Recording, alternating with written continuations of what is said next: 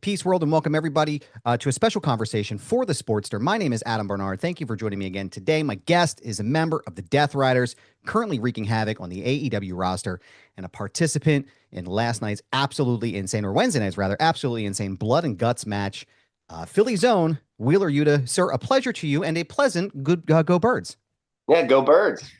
Yeah. I appreciate your time. So let's jump right into it. You and Darby Allin started this match off pretty wildly. You took that skateboard to the face, and we're going to dive into a lot of it. But I guess the best place to start for me right now is, how are you feeling? Yeah, I mean, I'm definitely beat up. It definitely hurts. Yeah, I got thumbtacks in my face. I got pile driven on top of chairs, on top of a giant double cage. So I've been better. But all things considered, no one gets out of Blood and Guts unscathed, and I'm sure I feel a lot better than Darby, who went through a flaming table. But yeah, I'm doing all right. Good. I'm glad to hear. Glad to see you up and mobile today. I know that this was your third Blood and Guts match in AEW, but this match, for whatever reason, seemed far more personal and a lot more violent for you. Would you agree that this particular match was the most personal for you, as far as the storyline? I guess so. I think there's definitely a lot of people, there's a lot of people in there that I've wrestled with for a very long time, and a lot of people that we've been, engaged in battle with for a little bit here. But yeah, having anytime Orange Cassidy's in a match, he's one of my former mentors, so having him in there is always, makes it a little bit more personal for me. And I think that I've done a lot of dirty work over the past year or so. So I think that it's certainly drawn the ire of a lot more people in AEW, and as a result, it feels a lot more personal this time around. The Death Riders seemed like they were firmly in control of this match for the most part. I would say there was a good ebb and flow, but you guys were probably about a 70-30 through the match. Yeah. What do you think makes you and the Death Riders so uniquely prepared for this type of environment? Yeah, I think that we are a team in the truest sense of the word. Like, we all motivate each other, inside the ring and outside of the ring. So I think that we are always, ready for any challenge that's thrown our way. Obviously, it helps that, like you said, we've all been in this match before. Even before the formation of the Death Riders, Pac was on our side as a member of, like, when we were in the BCC still. So Pac was on our side at one point. So there's been a lot of uh, commingling, I guess, for this whole time. So now that we're a fully united team, we all are able to focus on one goal. And again, that experience really helps, especially when you have a guy as insane as John Moxley, who will come out with a fork to help you out when you've been getting beat up for a while. But yeah, it's definitely been a good fit for us. I was going to say, man, I was going to bring it up later, but we'll talk about it now. That fork spot, brother. Like, I jumped on my sofa watching that. Like, from a mental, like, personal perspective, I guess maybe with part of that and some of the other major spots that we'll talk about a little bit later in the conversation, is there a way for you to mentally get yourself in a space for something that crazy, or you just kind of go out there and you're like, let's just hope for the best and see how it works? I mean, there's definitely a different energy all day, like when we go out there, we know that, like I said before, we're not going to leave unscathed. Like, we're going to be beaten, battered, bruised, and it's going to be a tough one. So I think that there's definitely some mental preparation that goes into it. But, when you're out there, you're in front of thousands and thousands of people. It's just, that's the time where you just kind of live in the moment and let it fly. So when you're actually out there, I think is a lot, it's almost less nerve wracking. And maybe this is just for me, but for me, like, I spend all day, pacing around thinking about, like, oh, what could happen in that cage? It could be anything. But then when you're out there, you're just living it and experiencing it. So that makes it a little bit different for me. Now, I think this is a lot of the first time that I've seen maybe you and Mark Briscoe kind of tangle up really in depth on AEW television. And you guys had some great spots through the match, including the one on top of the cage as well with the Jade Driller. What was it like to get a chance to mix it up a little bit with Mark Briscoe? And hopefully it's not the end of the two of you, knocking up here. Yeah, we've had some brief moments in, like, some multi-man tag matches and stuff like that. But I do think that Blood and Guts is probably our most extended exchange, I would say. It's always really cool to have stuff with Mark Briscoe. I think that he's someone that when him and his brother were a tag team in Ring of Honor, that was someone that you look at them and they're like what you're aspiring to get to, right? And then my first time meeting the two of them was actually during COVID. So Ring of Honor used to do these, like, bubble tapings, is what we would call them, but it was essentially you'd go to Maryland. You had to stay in a hotel for a few days to quarantine, and then we would wrestle in front of no fans in a completely empty arena. It's the same arena that we do Dynamite from when we go to Baltimore now. So we would do that, but just completely empty. They would like take the canvas off between every match, and they'd spray it down. They'd leave it in the bleachers. Yeah, they were Wow. the Maryland State Athletic Commission's no joke. So they were trying to, be very strict, and I totally understand why. It was the height of COVID, and everyone was, very, very much trying to make sure that we could create wrestling without having it spread anymore. So that was the first time I met them, but they were always so welcoming and so kind to me and like allowing me into the locker room and things like that. So now obviously we're on different sides, and I don't agree with some of the conglomerating that Mark Briscoe's doing, but it's still, there's still a little part of me that's like, oh, this is cool. I'm in here with Mark.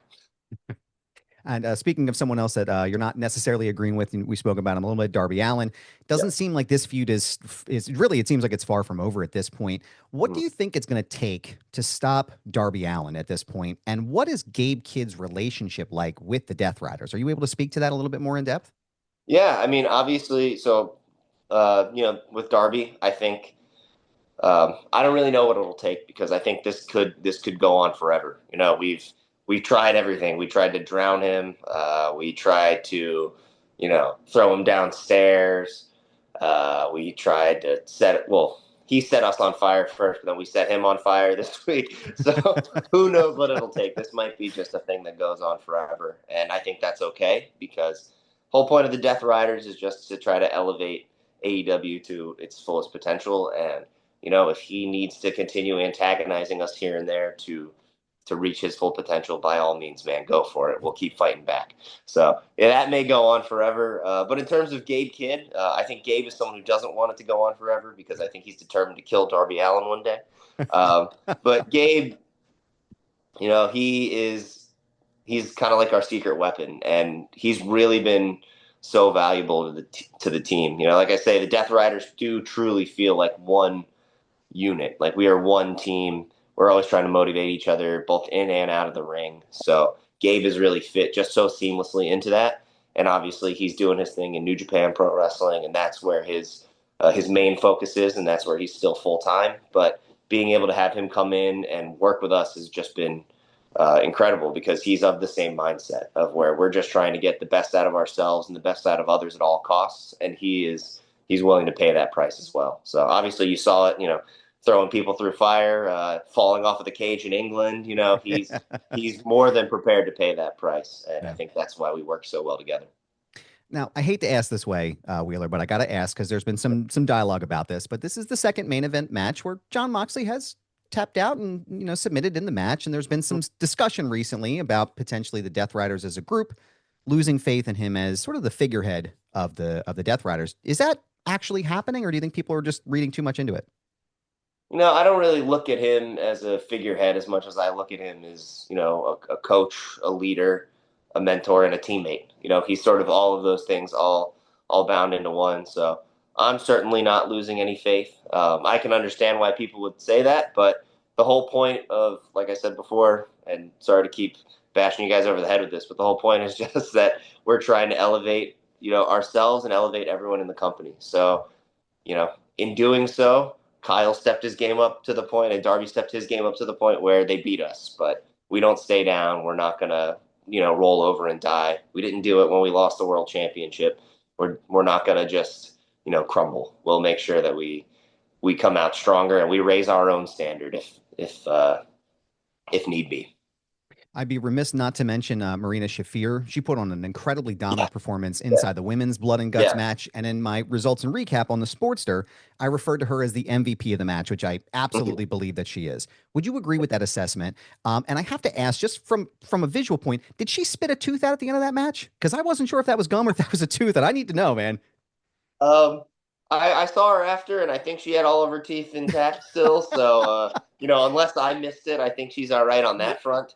Um, but yeah, I would agree. Obviously we were preparing for our match as well, so we're all getting warmed up and stuff. But we had the match on in the back, and she absolutely crushed it. She did incredible, and she, for my money, is one of the hardest workers, if not the hardest worker in AEW. She's always She's always by the ring before the show. She's shadow boxing. She's jumping rope. She's doing something. She's bringing us through a hip mobility routine, whatever it is. Like she's always doing something to better herself and to better all of us. And I think that hard work is really starting to manifest now, and you can really see it coming out. Like it's been there the whole time, but I think now the whole world is catching on to what the Death Riders have known for a very long time, and it's really awesome to see that come out and to see her have that moment in Blood and Guts was great.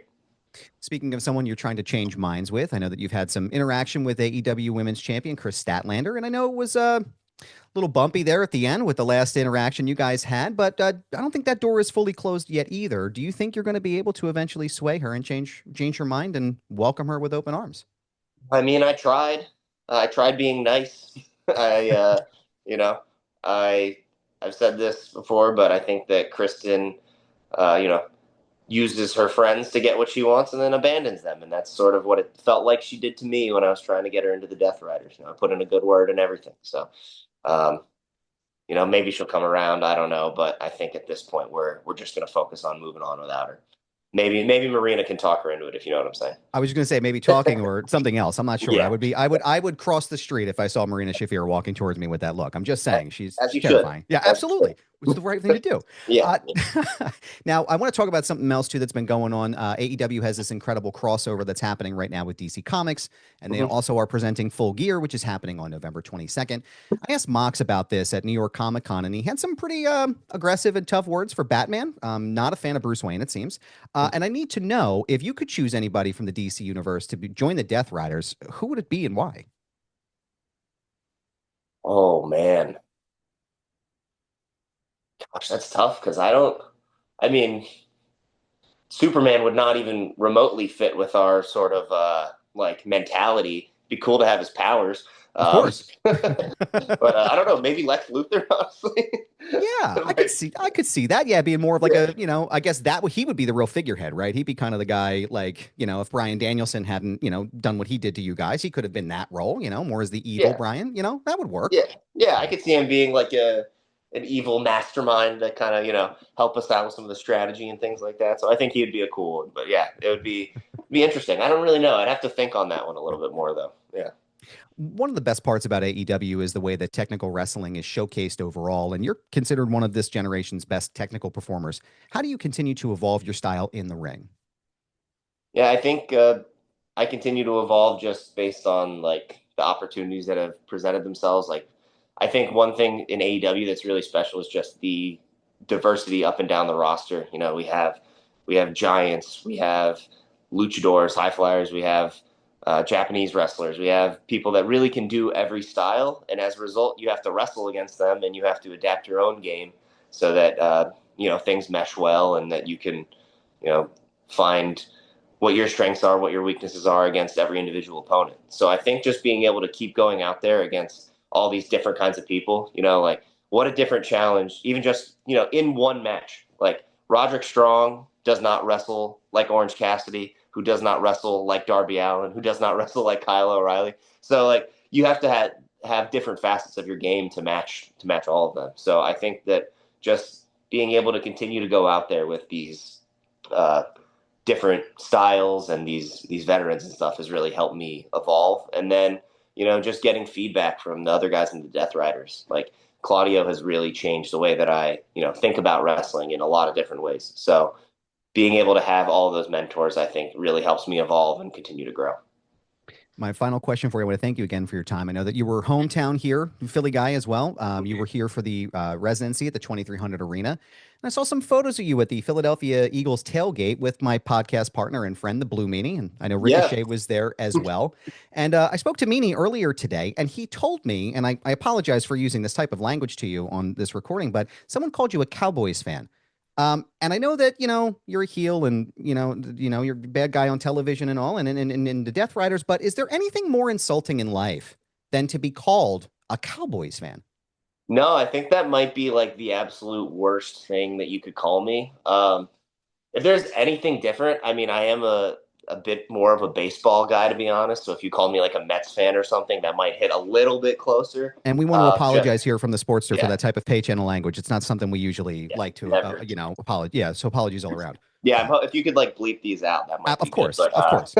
But yeah, but I mean, being called a Cowboys fan is probably a close second. So yeah, some of the most offensive things they could have yelled at me in Philadelphia. I can't believe they treated me like that in the city in which I live. But Mm-mm. it's go Birds, go Phils all day. That's So, what I'm saying, man. Go Birds, go Phils yeah. forever and ever until the end of time, and to hell with the Cowboys. But I want you to go ahead after you watch this interview here today. I want you to get set up for AEW Full Gear, which is coming up on Saturday, November 22nd at the Prudential Center in Newark, New Jersey. It can be seen live on HBO Max as well as Amazon Prime Video, 8 p.m. Eastern, 5 p.m. Pacific, and check your local listings for start times in your area. And if you didn't get a chance to go watch AEW Dynamite and watch the Blood and Guts match, I beg you to go back and watch it. It's absolute anarchy, and it's everything you could possibly want in the match. Wheeler Yuta, sir, thank you so much for your time. I appreciate it. Yeah, thank you, Adam. Thanks for having me.